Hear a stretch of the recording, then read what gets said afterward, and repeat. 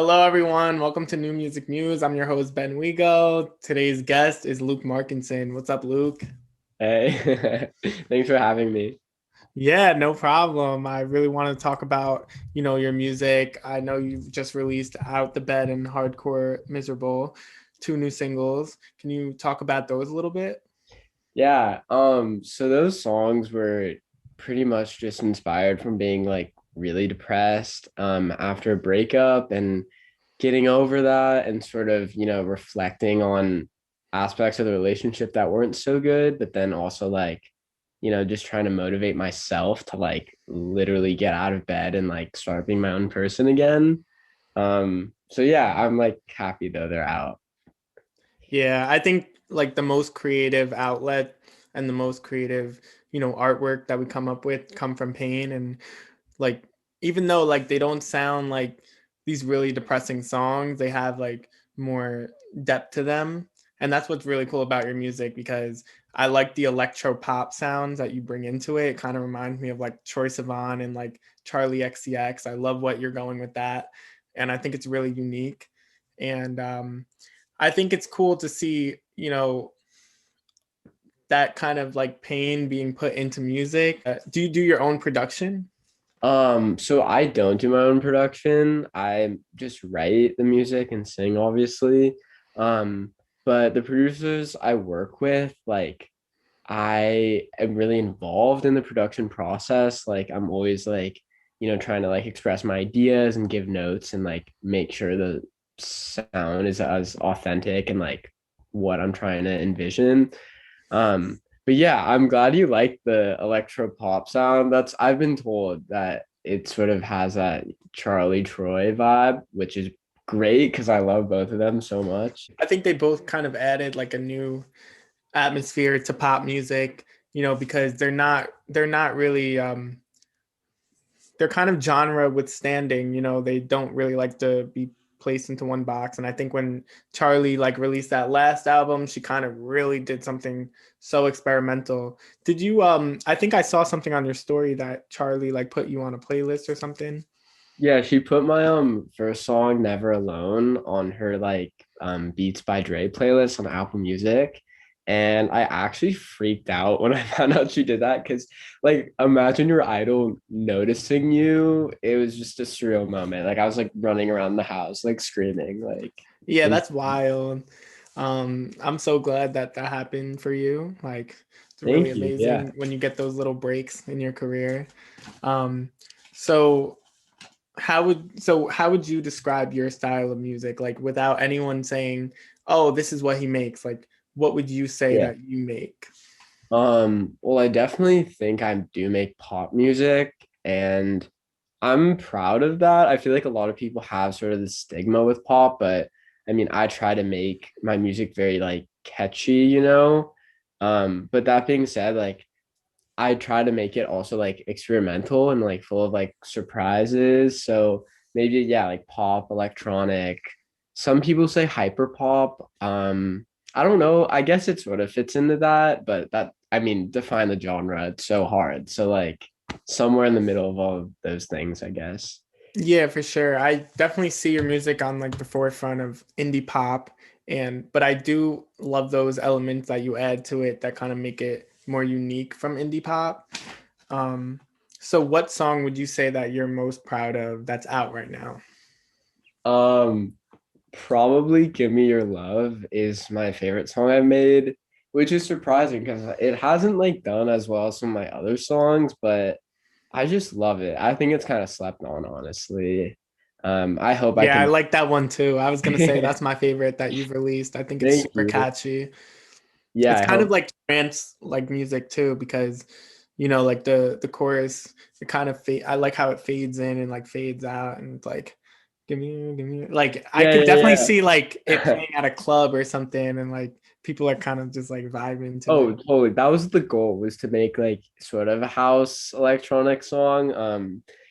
But obviously COVID kind of screwed up those plans. But yeah, if that would play in a club, like that'd be amazing. Yeah, that would be sick. I would love to see you do a song with like a big DJ or something. I Yeah, could I mean, definitely there's see. stuff coming. Stuff is coming. I'm working with um this producer now on like a house song, so I'm really excited about that. I don't know when it's gonna be released, but yeah, Yeah, that's great. That's great to hear. And hopefully you'll get to perform, after COVID. And a lot of people, a lot of the artists that I've been interviewing are like, yo, I need that connection with the audience. I need to put my music out there. And it's definitely a huge loss that the music industry is suffering from not performing. Who are some artists that inspire your style of music and inspire your writing process? definitely Charlie XCX is like my biggest inspiration, I would say. Troye Sivan too, the 1975. I really like Beach House too, like lyrically. I feel like they really inspire me. But like, yeah, I my inspiration like comes from all over. It's kind of hard to pinpoint exactly where. Yeah, for sure. Because like if you're kind of making one type of music, people don't always see like, oh, they would listen to this type of artist, like they make this type of music. Exactly, yeah. But it's really not like that. Like people will listen to like artists listen to a lot of stuff. And it doesn't really like some of their biggest inspirations could reflect what type of music they make, but also like they could be grabbing like pieces from different types of music. Totally, yeah. What was the moment that you realized that like you wanted to pursue music and it was your passion? Well, honestly, I feel like I've always wanted to make music, like since I was really little. Like I just loved like dancing and like making up songs. In sixth grade, actually, like we did this thing where there would be assemblies for a school, and like we would like make up a birthday song to like some sort of like pop song or something, like a not a parody, like a cover sort of, but like birthday related. And I would just love like writing these songs like every week. And I think at that moment I knew just like this is what I want to do with my life.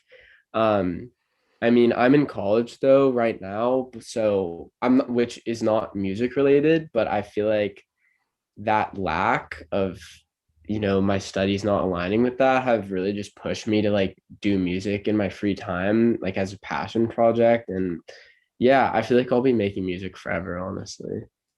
How old are you and where are you from? I'm 20 and I'm from LA, but I go to school in St. Louis.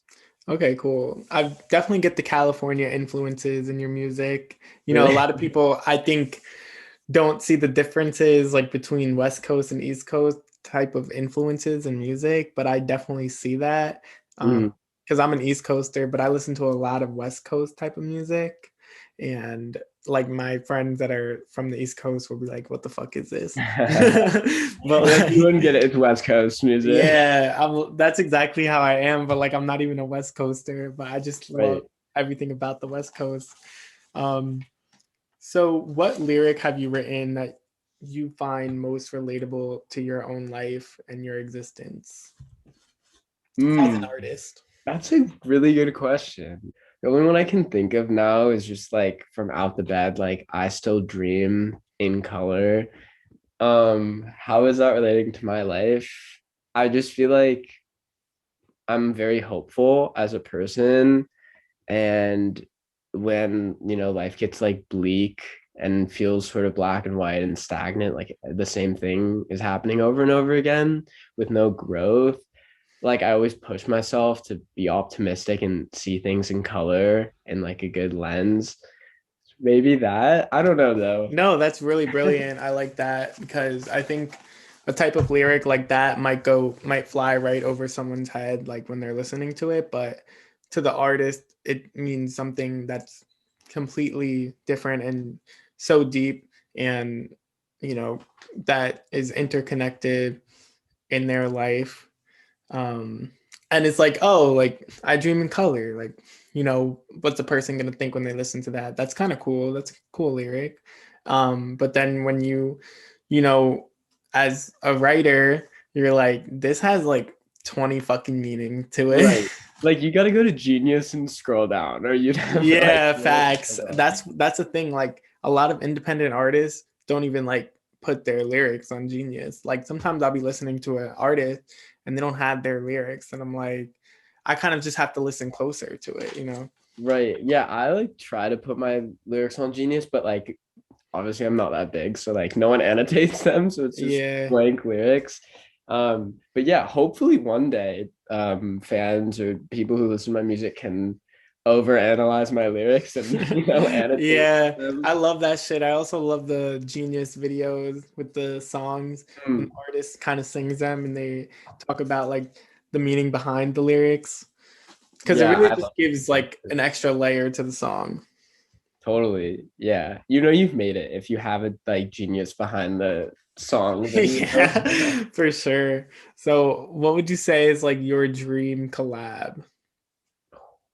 Um Me, Charlie, and Troy.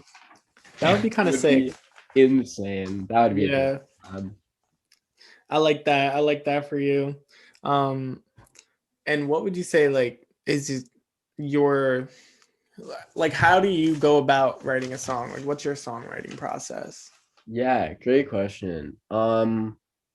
Usually it honestly depends. Some songs I will just like set at the piano, find a chord progression I like, and then just start like, making up a story or, thinking about my life and coming up with some sort of meaning.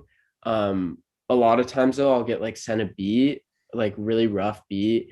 And yeah, I'll just like come up. Usually I'll do like what are they called? I'll just like hum stuff, like come up with a melody line, and then I'll start like making lyrics and making sure like the imagery is cool and put together. And then, I'll be back and I'll record vocals and be back and forth with whatever producer I'm working with. And like gradually, we'll like add more to the instrumental and like to vocals and like until we have like a finished song.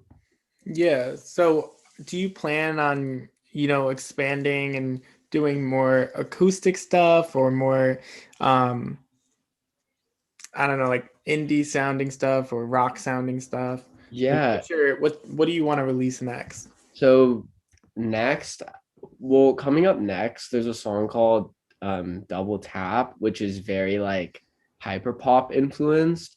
But after that, I'm really excited for the song to come out. It's like completely different than anything I've ever released. It's like very stripped down ballady called I won't say what it's called because I don't know yet. But like that one's like a super like vulnerable yeah, laid back piece. So very like complete ends of the spectrum kind of thing. But I don't know. I like to have fun and experiment. Yeah, you kind of have to do that as an artist, see what sound works best for you. So how did you kind of realize that you wanted to do more electro pop focused music? Um, I've just always really liked electronic music and pop music, and I feel like now especially like pop is just getting more like futuristic and like is like experimenting with like vocal elements and stuff like that. And also a lot of the artists I listen to now are doing that sort of like pop electronic fusion. So I just thought like, yeah, that was perfect to go into that genre. Yeah. I really like this band called Between Friends. Oh, And they're so good. Yeah. yeah, they're so good and they kind of do that electro pop fusion too and it kind of gives me like 80s vibes, like Yeah. with that synth and everything. Yeah, so I really like how they're kind of going in that direction also. Yeah. Their song Affection is so good. Yeah, I'm obsessed with Blushing, but I Ooh, feel I like like that one. you haven't definitely listened to that one. Like kind of puts me on a cloud. Do you have any plan to perform after COVID or any live streams that you're gonna do or any like kind of projects that you're working on with other outlets or anything? Um, Not really any plans to perform live after COVID. I think, I'm just gonna see how the world looks and focus on like growing like my audience right now. It would be dope. I did one online show at Subculture Party, so that would be dope if I could do another set there. But yeah, I guess we'll just, see what happens. I guess we'll stay in tune. Yeah, exactly. Sorry about that dad joke. Had to like slip it in there. Thanks everyone for listening. My name is Ben Wigo again. Thank you so much, Luke Markinson, for coming on my show. Yeah, thanks for having me here. Everyone go stream Luke's music and follow him on Instagram. Follow me, do it.